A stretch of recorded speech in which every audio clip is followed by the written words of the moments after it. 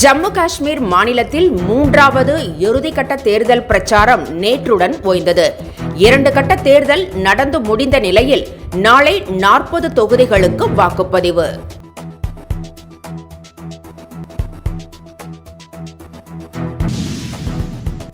ஜம்மு காஷ்மீர் தேர்தல் பிரச்சாரத்தில் நேற்று ஈடுபட்டிருந்த காங்கிரஸ் தேசிய தலைவர் மல்லிகார்ஜுன கார்கே திடீரென மயங்கியதால் பரபரப்பு.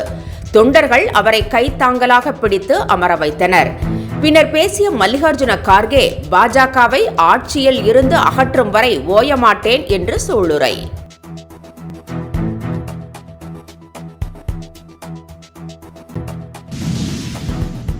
தேர்தல் பத்திர விவகாரத்தில் பாஜகவுக்கு மிரட்டி பணம் வசூல் செய்த புகாரில் வழக்கு பதிவு செய்யப்பட்டுள்ள மத்திய நிதியமைச்சர் நிர்மலா சீதாராமன் பதவி விலக வேண்டும். காங்கிரஸ் பொதுச் செயலாளர் ஜெய்ராம் ரமேஷ் பேட்டி. சட்ட ரீதியாகவும் தார்மீக ரீதியாகவும் பதவியில் இருக்கக்கூடாது எனவும் கருத்து.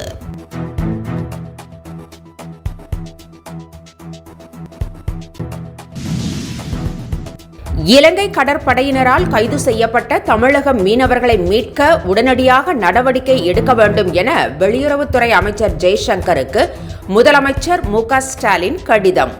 1 வாரத்தில் மட்டும் தொடர்ந்து மீனவர்கள் கைது செய்யப்பட்டு வரும் நிலையில் அவர்களை விடுவிக்கவும் பறிமுதல் செய்த படகுகளை மீட்கவும் நடவடிக்கை எடுத்து நிரந்தர தீர்வு காண வேண்டும் என வலியுறுத்தல்.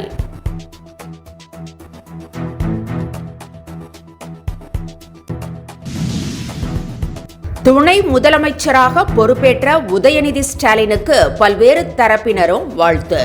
நடிகர் ரஜினிகாந்த் தொலைபேசியில் தொடர்பு கொண்டு உதயநிதியின் பணி சிறக்க வாழ்த்தினார்.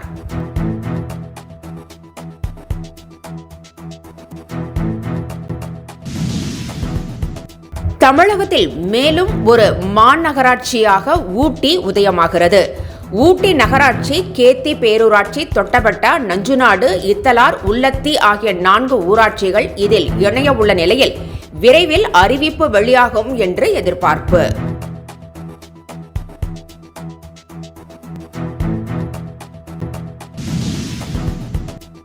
செந்தில் பாலாஜி அமைச்சராவதற்கு சட்டப்படி தடை இல்லை என்றாலும் அமைச்சராவதற்கு தகுதி இல்லை என ராமதாஸ் விமர்சனம். துறையில்லாத அமைச்சராக சிறையில் இருந்தபோது சாட்சிகளை கலைப்பார் என்ற புகார் எழுந்த நிலையில் தற்போது பிணையில் வந்து அமைச்சராக இருக்கும்போது சாட்சிகளை கலைக்க மாட்டாரா என்றும் கேள்வி.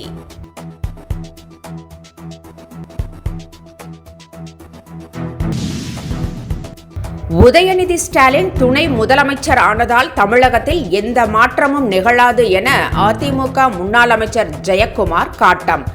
டாஸ்மாக் கடைகளை மூடுவாரா என்று கேள்வி எழுப்பிய அவர் அதிமுகவிற்கு எந்த வகையிலும் பாதிப்பு இல்லை என பேட்டி.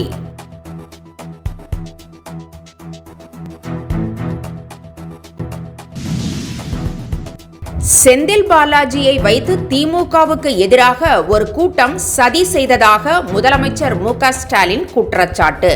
இதற்காக செந்தில் பாலாஜி கொடுத்த விலைதான் 15 மாதம் சிறைவாசம் எனவும் எக்ஸ் தளத்தில் பதிவு. எனவேதான் செந்தில் பாலாஜியை வாழ்த்தியதாகவும் அதை சிலரால் பொறுத்து கொள்ள முடியவில்லை என்றும் முதலமைச்சர் மு.க. ஸ்டாலின் சாடல்.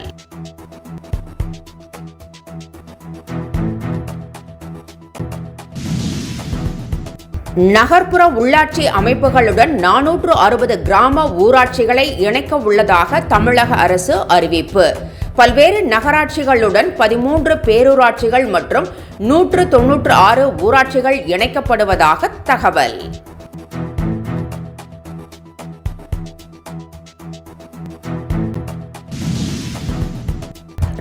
சரவணன் இயக்கத்தில் சசிகுமார் நடித்துள்ள நந்தன் திரைப்படத்திற்கு திருமாவளவன் பாராட்டு. ஊர்களின் வேர்களில் இன்னும் சனாதனமே கோலோச்சுவதை திரைப்படம் அம்பலப்படுத்தி உள்ளதாக பாராட்டு.